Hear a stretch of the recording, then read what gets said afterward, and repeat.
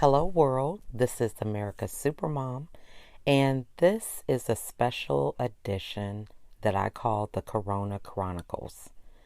During this time, we are suffering from a pandemic that is affecting everyone across the world. We are joined with the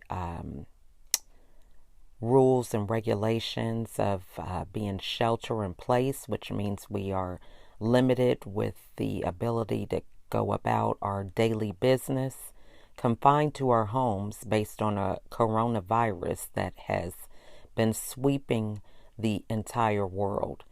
For some people, the effects could be mild. For others, it can be fatal.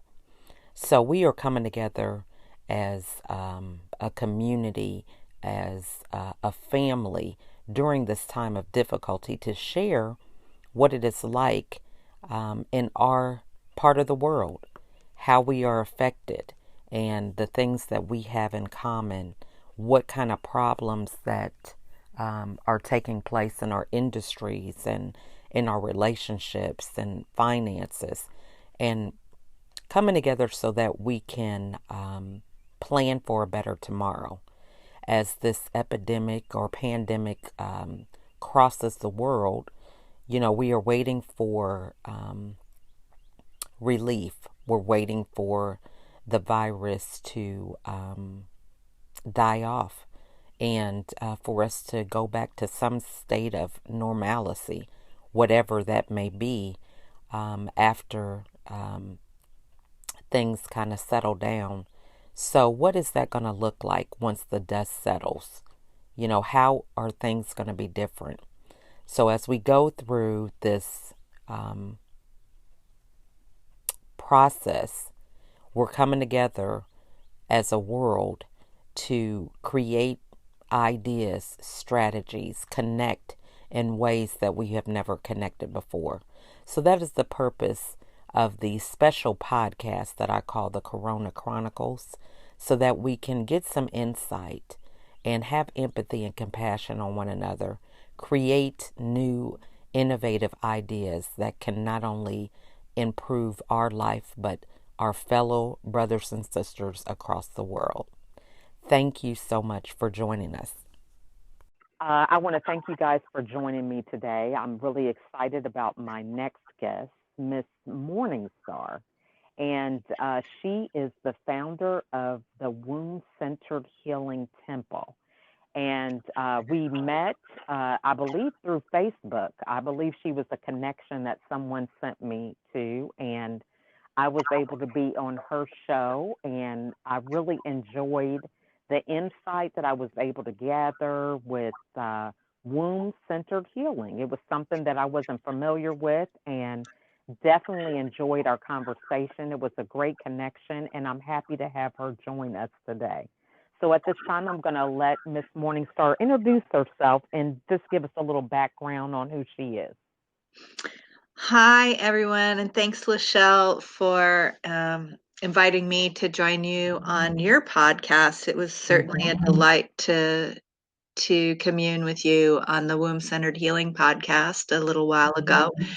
And yeah, I'm Sama Morningstar, and I am the founder of the Womb Centered Healing Temple, which is sort of the cherry on top of a lifetime of devotion to holistic healing and actually womb centered healing that I didn't have the name for it all the years that was what was going on, but as I've become aware of that as the center of my soul purpose and my gifts for the world, as I'm coming into maturity around that and finding my path with that, I'm realizing that everything that I did before I called my work womb centered healing was actually womb centered healing. I just didn't know it.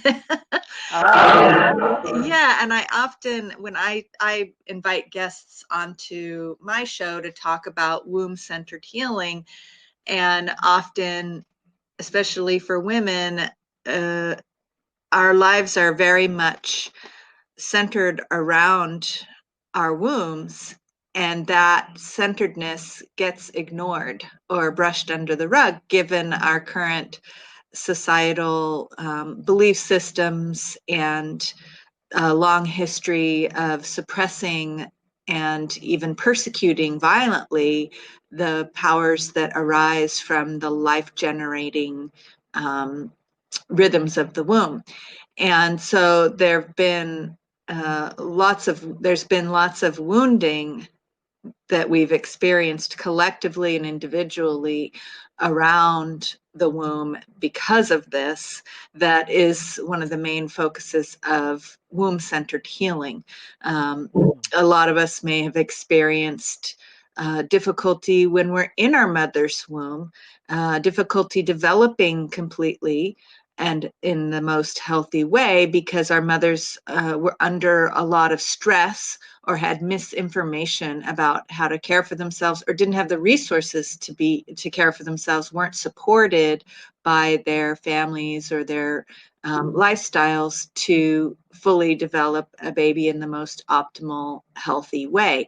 And I know many moms can look back on it as they've learned later on in life how to take better care of themselves and have to reconcile that new knowledge as they grow older and have later children with what the knowledge they didn't have or the resources they didn't have with their earlier children. I was my mother's first child when she was 17 years old, and she was a single mom, and at a time when that was really shamed, and it still is.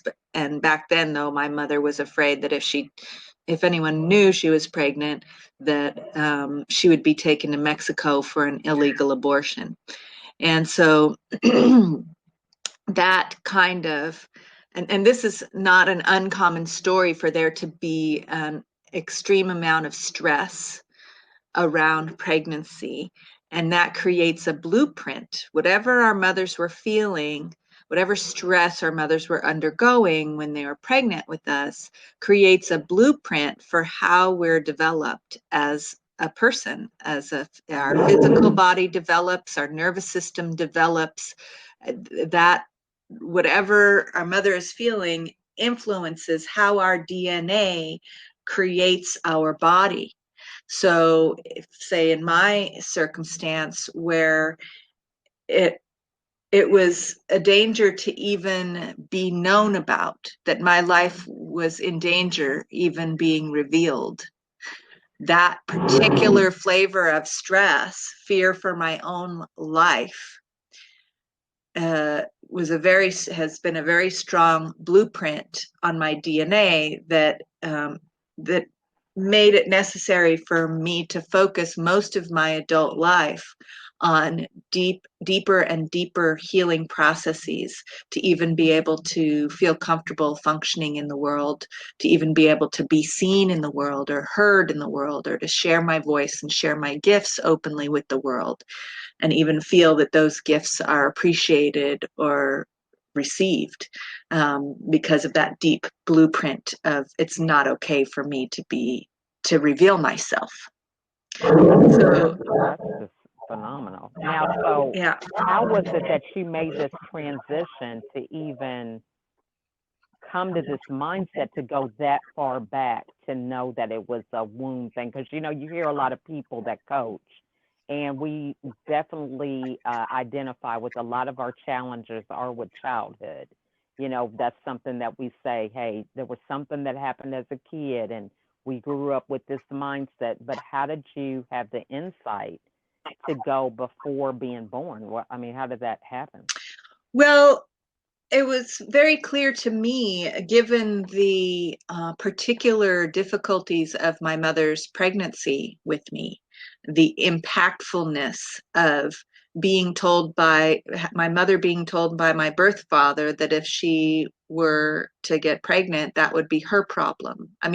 Hearing these stories growing up, they were very impactful. And it was very clear to me I didn't even meet my birth father until I was in my mid 20s. And I had had untrue stories running in my mind about their relationship because it was such a big secret. I thought that was the result of a date rape because I put together one admonition that my mother had made to me about being careful going to parties as a teenager with my birth story when that wasn't intended at all. Right? I was just like filling in the huge blank of information about my conception. And there was such a void there given the circumstances that it would keep drawing my attention to that place. And at a certain point, my grandmother spilled the beans that actually, no, my mom and my birth father had a relationship for 2 years, and that she wound up pregnant. And I started asking my mother questions, and she helped me find my birth father, and I went to meet him. So in my mid-20s. And so um, that had been a continued fascination, the circumstances of my birth throughout my entire life, and felt central to a lot of the struggles that I was having. And it made me aware that that was true for everyone, and that the story might not have even been told at all.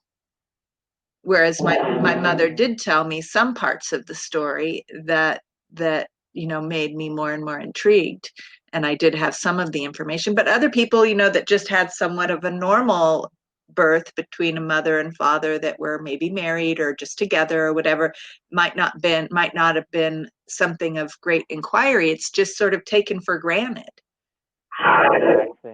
And so for me, working with my massage therapy clients, as I would work with people over time and inquire, and I'd also had massage therapists that worked with me and the physical structures in my body that were causing me pain. I had at least one mentor, but I think more than one, that we would trace that physical pain creating structure back to those moments before birth and at birth, in the physical body, with the hands-on healing practice. And so I had that experience with with a number of clients as well myself, inviting them to trace it back, because if you think about what happens when we're born, it's quite a physically challenging process for the child, as for the baby, as well as for the mother. And just like babies coming out in different positions can cause different scars and wounds and tearing and things for the mother, it can also, and structural difficulties that are hard to overcome as the mother's body heals afterwards. The same thing is true for a baby's body coming through the birth canal, perhaps with an arm up towards the face, or and it can, or the shoulders getting stuck, or the neck being bent too strongly, or the cord being wrapped around the neck, or different things like that can create a blueprint of structural difficulty, where people then have recurring injuries over the course of their life. And when we trace it back to that initial birth moment, there's actual therapies that I do in warm water with clients, where we reproduce the body positioning that happened during childbirth and help to unwind the traumatic effects of that. Because most families and most doctors don't recommend that infants have therapeutic treatment after birth, even if there has been some kind of stress or strain on the baby's body in the birth process. It's only rarely is that recommended or even talked about as a possibility. And so so many of us grow up developing our bodies on top of a traumatic physiological structural strain that never got fully unwound or put back together.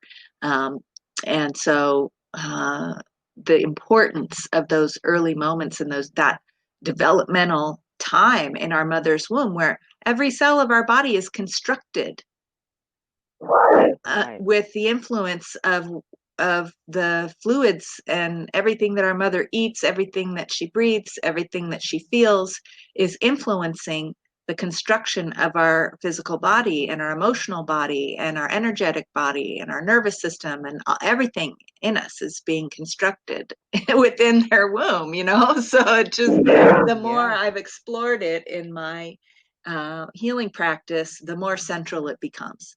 And so a lot of people hear womb centered healing and they think it's just for women. Well, guess what? Everyone was born from a womb. And everyone had one experience or another in the womb that created this powerful blueprint for their life. And I feel that we can trace any pattern, any recurring pattern. You know, you talk about coaches knowing that we've got to look back at different incidences in our childhood that may have created a recurring unhealthy pattern and unravel that. Well, we can do that and still have that pattern recurring and realize that, oh my, that pattern started before that, earlier than that, farther back than that. That pattern started in my mother's womb. And not only that, but the egg that made you and that made me was in our mother's womb when she was in our grandmother's womb.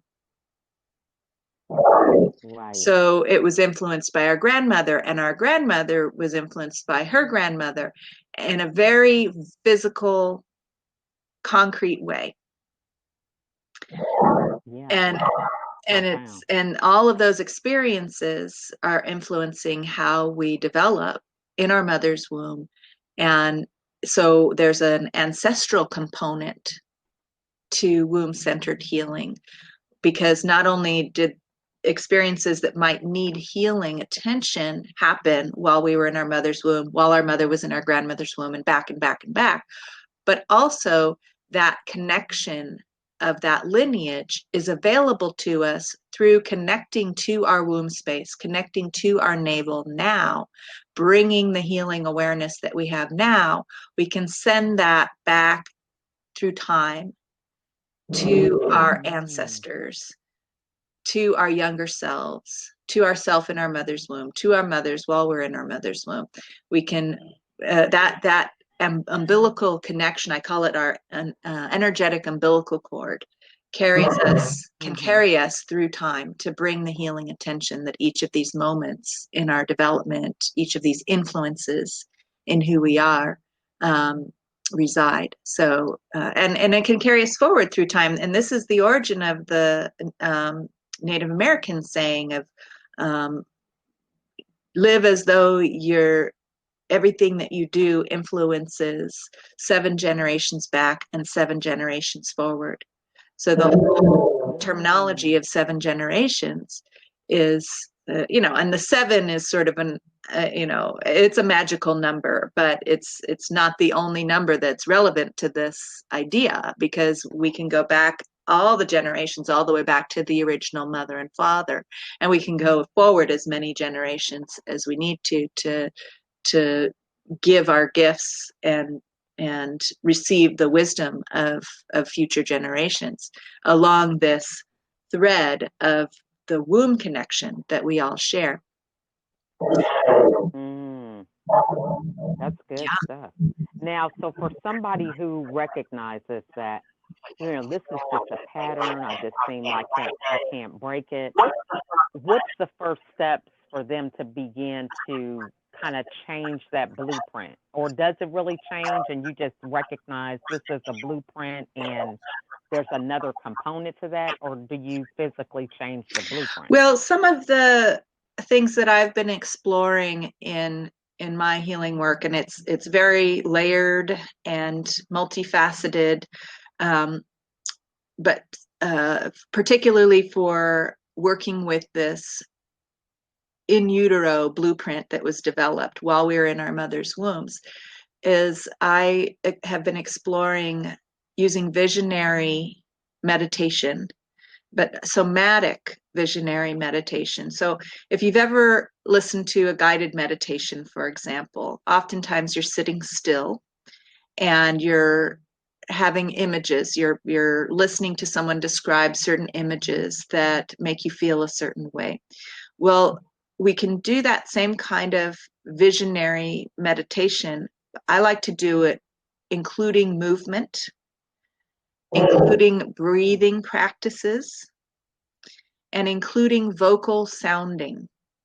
So that while you were listening to the guided meditation, one of my guided meditations, I would be encouraging you to be moving your body around, feeling how your body wants to move, breathing in certain ways that facilitate activating your somatic healing processes, and making vocal sounds, which also facilitate activating your own healing processes. So we're getting the body involved. And all of these things, movement, breath, and sound, were happening in our mother's womb and at any point in time. And they activate our intrinsic healing abilities in our body. And they activate healing hormones, which is often how the stress was transmitted to our DNA in our mother's womb. Is the stress hormones would be in the amniotic fluid. It would be in the fluids that were flowing into our body through the umbilical cord.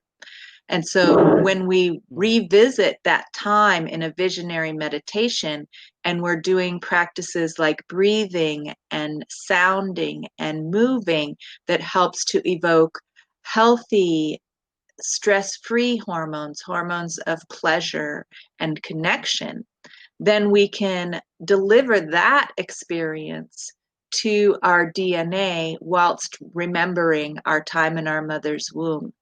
And that can rewrite that blueprint on a very visceral, cellular level of giving the DNA the message that actually all is well, and that we don't have to create a nervous system that is wired for stress, but that instead we can rewire our nervous system and create new cellular connections that are wired for pleasure and connection and even bliss. And yogis and meditation and healing practitioners have been using breath practices since for many, many, many generations, and they've been developed in various ways for various purposes. And the breath practices that I use are about embodiment. So really coming into full embodiment, which requires really rewriting that blueprint, because many of us got the blueprint that it wasn't safe to be here, myself included. And so so we didn't fully embody because it wasn't safe to be here. And a lot of spiritual practitioners have developed spiritual practices that take us farther and farther away from embodiment, with attempts to ascend or transcend or reach some other dimension. Meanwhile, our bodies are still here behaving badly. And so hence we have the preponderance of spiritual leaders that are abusing their students and followers in various ways. And so so coming into ethical relationship with in humanity, with our spirit, with our bodies, with each other, and with the world, requires a level of embodiment, of revisiting these core primordial woundings where we became disconnected with ourselves, that often happen in the womb, and that have been exacerbated over generations of the repetition of this kind of incarnation, of a stress-filled incarnation, of a stress-filled birth, that makes us want to just get out of here and not be here. And so we have all kinds of coping mechanisms to fill that void, to fill that emptiness, that lack of desire to even be here, or that lack of feeling safe or connected. And so as we revisit those moments, those traumas, and activate our body's natural ability to unwind those traumas, to bring healing presence to those original Right. blueprints of stress and strain and pain. Um, just like a Mhm. mother holding a child that has fallen and scraped a knee or had a hurtful interaction with a friend, that that nurturing energy can restore wholeness and restore that child's desire to even be here and be alive. And so we can become that mother to ourselves or that father to ourselves by Mhm. bringing whatever we've learned about resilience and peace and inner strength and calm and pleasure and love to the moments in our lives and in our development, especially these key moments of development in our mother's womb. We can bring all that we've learned there, because it's very common that we have more access to those strengths and that human awareness than our parents did. Mhm. Hopefully we've grown and we've gained more access. We're healthier, we're better off than our parents. And so we can bring that to our parents. Mhm. And my prayer is that someday that will flip once more, that we as parents um, can be a source uh, of love and healing from the get-go for our Mhm. children. And we are that too, for sure. I know my mother, despite her circumstances, was always a source of that for me, of love and healing and comfort. Right. Um, and as we remember the importance of the womb, and like for example, one thing that I've been really in touch with lately um, is our relationship with breastfeeding. Breastfeeding Mhm. is the best, healthiest way for infants to be nourished and to grow. And yet it Right. has been severely shamed for generations and even completely thwarted Mhm. by misguided medical encouragement that deliberately disrupted how women learning how to breastfeed their babies in favor of purchasing formula for capitalist gain, formula making companies. And this has Mhm. been going on for generations. And we're only just starting to have a, an, a swelling of lactation consultants that are changing those attitudes, but there's still a tremendous societal shame around breastfeeding. And this is an ongoing Definitely. conversation, especially online, where breastfeeding women are posting um, things about themselves having been asked to leave restaurants and things like that, and then having strangers standing up for them. And just this, it's a very volatile conversation where those of us who are Mhm. waking up to the importance of honoring and even revering mothers for their ability to create food from their very bodies for their babies, and shifting that Mhm. awareness to how important and beautiful that is, and shifting away from this dependency on the commodification of what we can do for each other and how Mhm. we nurture ourselves and nurture each other, and reclaiming our birthright to take care of ourselves from the corporate powers that want to make a profit off of everything. Um, and so we've really Mhm. lost, you know, huge parts of our humanity by allowing breast milk to be commodified and substituted with the synthetic allergen creating, immune system diminishing substitutes, and by allowing for water to be commodified, the basic substances of life that Mother Nature Mhm. provides so generously, allowing water to be polluted and allowing the air. Pretty soon we're going to be having to breathe canned air in some places, if we don't stop the self-destructive disconnect from Mother Nature. And so that, again, that's another aspect of womb-centered healing, of returning to the womb-like quality of Mother Nature and the nurturing qualities of Mother Nature. And so these are ways that womb-centered healing benefits everyone, regardless of what gender we are. And this is part of what I teach and share and talk about so often. And then, yeah, what was that? That is awesome. I said that is awesome. And one of the things that really kind of comes to my mind is what are some routines or practices that you can do? Because to me, for us to even discuss womb centered healing and for you to be a founder of such a movement, so to speak, this is like those qualities are, trailblazing, a person of courage, going against the grain, so to speak, and having a voice that is not like others.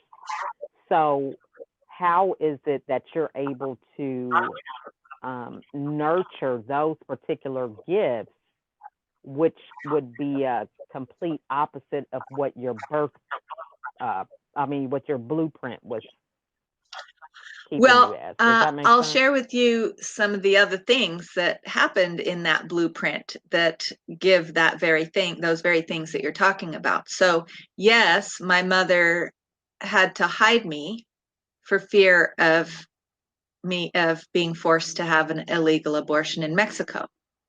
She successfully hid me until it was too late for that to happen. So not only did I have this blueprint of, oh my gosh, I can't be discovered for fear of death, but I also had this blueprint of defying these big life-threatening powers in life and keeping it a secret and Right. nurturing that life growing inside of her despite everything against it. So I also I see. inherited that in my blueprint.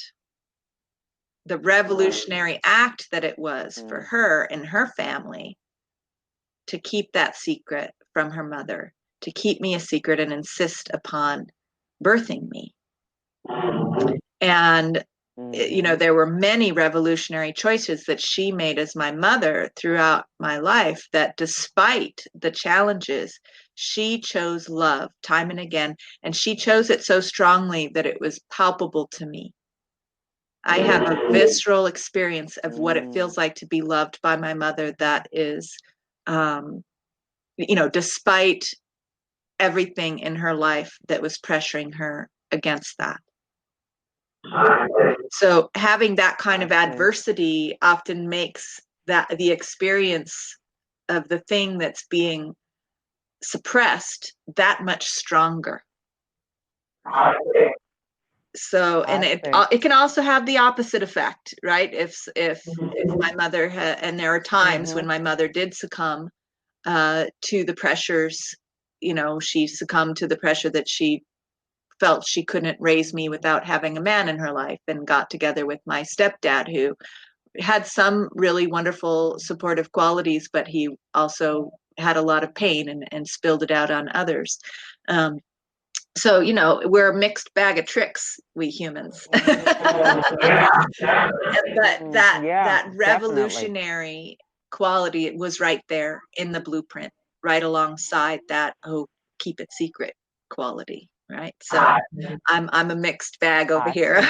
I'm hiding out in the woods in a small town in Northern California, broadcasting my revolutionary message across the world. That's awesome. That is awesome. Well, this has really been a great conversation because, it definitely, we're in this time right now. People are reflecting, the noise is being quiet, and so many still moments within our homes, and you know, everything is just kind of compounded to being in our homes, and we are able to minimize some of these distractions that have kept us busy from being able to hear and being able to reflect. So I think there will definitely be a lot of people who would be very interested to kind of continue this type of dialogue, or even just do some research with your um, temple and some of the practices that you have. So, what is the best way for somebody to reach out to you and maybe possibly Well, be a you guest can on your show? find me on my website at wombcenteredhealing.com. And that Okay. has all my online offerings, and it also has links to listen to my podcast. You can also find the podcast on all the different podcast platforms. It's called Womb Centered Healing. So you can just do a search on any podcast platform for that. And they can reach out to me if they're interested in being a guest on the podcast. I welcome guests who have some expertise around womb-centered healing. I also welcome curious guests who want to ask me questions on my podcast and learn about womb-centered healing, or even have a demonstration session where they bring their womb-centered healing challenges, or desire to learn and have a healing experience, and I offer a demo session on the podcast so others can see what it's like to have a womb-centered healing session. Oh, Yeah. that's awesome. Well, we have really enjoyed this. This has just been great, and so glad that we were able to have this dialogue. And I appreciate you extending your time and your insight. Because this has definitely been just another segment with a lot of golden nuggets for people to really kind of reflect. Because a lot of things that have been hidden are coming to surface. When you're at home and you have a lot of time on your hands, so to speak, it's an opportunity to really kind of renew and recharge, and, with removing a lot of old wounds and things like that. So this has just Indeed, been I great. have I really enjoyed it enjoyed as it. well. And I just want to share one last Awesome. practice that folks might explore that's really helping me. I've been spending time writing, and I'm writing a book, so I have a motivation to do so. But if any of these topics are of interest to you, pretending that you can remember what happened when you were conceived, writing out the story of how you were conceived, what was going on between your mother and father, just in using your imagination, can actually access the memories in your cells. And the process of writing it down can give us a great deal of information. Writing down what we imagine was happening when we were in our mother's womb, what we were imagining was happening when our mother gave birth to us, and from our perspective as an infant, because we don't have those memories consciously. But if we activate our imagination to imagine that we can remember that, and make up a story, a fictional story, allow it to be a fictional story. And then that gives us access to the energetics, even, or the aroma, the flavor of those experiences, and can provide beautiful insight into these blueprints and what might be needed in a healing process or a transformation. Yeah. That's awesome. Yeah, well, we thank you so much. That's some great homework for us all to work on. And again, I just want to thank you so much for your time. And I look forward Me to too. future Likewise. collaborations. All All right. right. Well, you Thank have you. a great evening, okay? Okay. You're Bye-bye now. welcome. Talk soon. What a great interview. I really enjoyed the mindset of going way back to birth and in the womb for certain traumas and things that may affect us. I just thought that was very interesting. So if you're interested in being a guest, please email me at info@LachelleAtkins.com. You can also reach out to me on Facebook, LinkedIn, Instagram, Pinterest, and I have a YouTube channel. So I want to thank you guys for listening. Please take time to do a review or share this podcast with someone who you think might find value. Thanks again for listening.